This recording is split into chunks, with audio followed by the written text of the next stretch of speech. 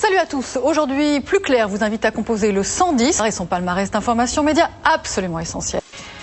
Comme chaque année, les radios, les télévisions se mobilisent contre le sida. Pour faire vos dons, il faut composer le 110 et pour en parler, nous accueillons Mireille Dumas. Bonjour Mireille Dumas, bienvenue sur le plateau de Plus Clair. Vous êtes la marraine du SIDAction pour France 3. Question toute bête, mais en quoi ça consiste? Qu'est-ce que ça veut dire être la marraine du SIDAction pour une chaîne, pour représenter une chaîne? Être ici, par exemple, c'est important. Mobiliser les téléspectateurs,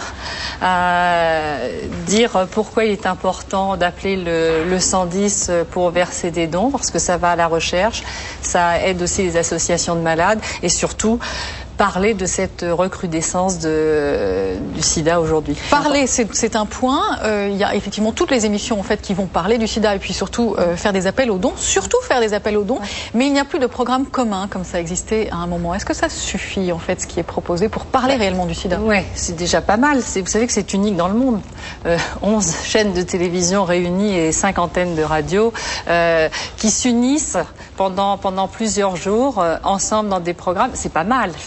On est au-delà de la guerre des chiffres pour une fois et des audiences. Mais vous qui aimez aller en profondeur dans les sujets, est-ce que vous trouvez qu'on évoque ou qu'on aborde suffisamment Non, on devrait le faire de toute façon. Vous savez, on devrait le faire tout au long de l'année. Ouais. C'est toujours bien une mobilisation là pour percevoir des dons, parce que c'est sûr. Vous savez, la piste c'est quand même trouver des vaccins. Hein. C'est une épidémie, donc il faudrait avancer sur la piste des vaccins. Mais pour autant, il faut le faire tout au long de l'année. Il faut alerter. En dehors des chaînes de télévision et des antennes de radio, il y a 4500 bénévoles qui travaillent dans l'ombre. Cette semaine, Line Renaud et Pierre Berger ont donné le coup d'envoi de ce marathon médiatique. Nous les avons suivis, Damien Cabrespine. Rappelons les chiffres principaux, Mireille Dumas. Le sida dans le monde, c'est une contamination toutes les 6 secondes et un décès toutes les 10 secondes. 40 millions de personnes vivent avec le sida. La France compte environ 150 000 séropositifs avec 10% de nouvelles contaminations par an chez les jeunes de 15 à 24 ans. Pas uniquement. Alors c'est là-dessus que je voudrais attirer l'attention de tous. C'est vrai que ça touche en particulier les nouvelles contaminations, donc les jeunes dans la tranche de 15 à 24, mais aussi, et ça peu de gens le savent, les femmes qui ont environ la quarantaine, entre 40 et 50 ans. Parce que les familles sont explosées, parce que divorce, parce que justement partenaires multiples. Et donc la femme est aussi peut véhiculer ce virus. De votre point de vue, est-ce qu'il n'y a pas eu un échec de communication autour du sida, dans la mesure où on a annoncé la trithérapie, donc une manière non pas de se soigner, mais en tout cas de vivre avec la maladie, et il y a eu une confusion, on s'est dit... Tout à fait, Florence, vous avez raison, mais ce n'est pas même un échec de communication, enfin, c'est-à-dire qu'il y a eu une sur-communication, c'est même le contraire, mais c'est donc l'échec, à vouloir à ce point communiquer sur la trithérapie, ce qui fait que effectivement les jeunes et la population tout entière s'imaginent effectivement que l'on peut guérir, je pense, dans l'inconscient du sida. Voilà. Sur le plan de l'international, il faut dire qu'il y a 27 millions de personnes touchées par le sida en Afrique. Oui. Ce qui signifie aussi que ce sont des générations qui sont sacrifiées, puisque ce sont des gens très jeunes qui sont atteints par la maladie. Ils sont rayés de la carte. Et 25 ans, ça signifie qu'il n'y aura pas d'enfants pour prendre la relève aussi sur le plan économique. Ouais, donc c'est monstrueux. Les laboratoires en font-ils suffisamment aujourd'hui? Est-ce qu'il y a un dispositif pour tenter d'enrayer la maladie? Aujourd'hui, il y a une prise de conscience, on ne réfléchit plus en termes d'argent.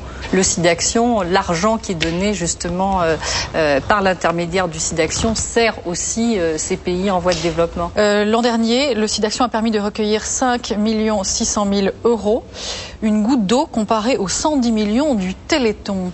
Est-ce que ça signifie que le sida est encore un sujet tabou? Oui, je pense. Ça signifie qu'il fait peur et ça signifie surtout que beaucoup de personnes pensent, et c'est ce qui est, je pense, absolument terrible, pensent que ça ne leur arrivera pas. C'est toujours les autres sauf moi. Aujourd'hui, nous sommes en pleine campagne électorale. Pensez-vous que les politiques en fassent assez, répondent suffisamment aux attentes des associations? Si vous voulez que je réponde, je vais vous dire non. je vais pas vous dire oui. Je pense qu'ils n'en ont pas fait, en tout cas. Seul Ségolène Royal a reçu les associations. Voilà, ce n'est pas une priorité, mais tout ce qui est d'une question de santé publique aujourd'hui doit devenir une priorité. Et c'est évident que le virus du VIH, donc SIDA, est une des priorités. Mireille Dumas, merci d'avoir parlé du SIDAction avec nous. On a évidemment envie d'évoquer votre actualité aussi, vie privée, vie publique. Mercredi soir, vous avez consacré votre émission à la prostitution. Ça a plutôt bien marché, un meilleur score que ceux que vous avez rencontrés en début d'année. Et vous souffrez effectivement de cette concurrence des experts, par exemple, sur TF1, qui est très forte. Oui, du sandwich, si j'ai bien pris, entre la nouvelle star et les experts. Et donc on a eu un début d'année un tout petit peu difficile. Et là, je parle depuis janvier, là, on est très contents. En même temps, est-ce que ça vous oblige pas à traiter certains thèmes? Parce que la prostitution, ça marche toujours, j'ai envie de dire. Non. C'était lancé depuis fort longtemps et on devait diffuser même il y a, vous voyez, 2 mois.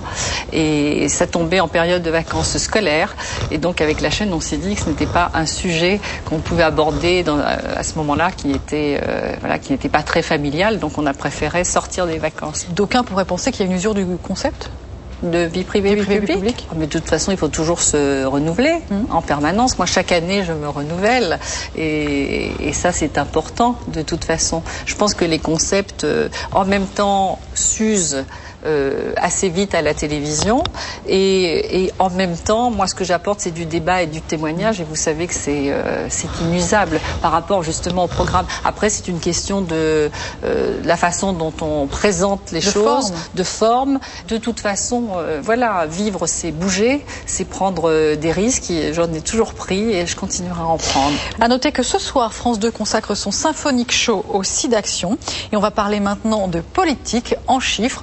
Au moment où il y a une demande très forte de débat, les règles sont de plus en plus contraignantes. Les émissions doivent respecter scrupuleusement l'égalité du temps de parole des candidats, et c'est un vrai casse-tête, Marie-Laurence Rincé.